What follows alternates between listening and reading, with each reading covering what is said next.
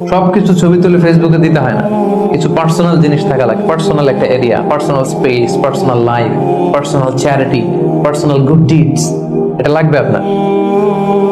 এটা আল্লাহ তাআলা বেশি পছন্দ করেন। আল্লাকা সিররুন ইনদাল্লাহ বাইনাকা আনতা ওয়া বাইনাল্লাহ, এমন কোন গোপন জিনিস তোমার আর তোমার রবের মাঝে আছে যেটা তোমার রব ছাড়া কেউ জানে না?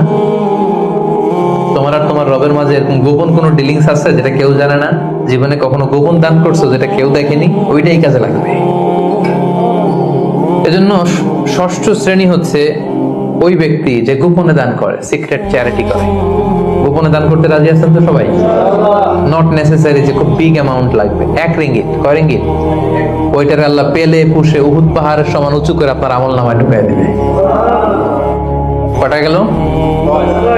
7 নাম্বার হচ্ছে রাজুলুন যাকারাল্লাহ খালিয়ান ফাফাদাত আইনা, যে ব্যক্তি গোপনে আল্লাহর জিকির করে, আল্লাহকে স্মরণ করে আর চোখের পানি ছাড়ে।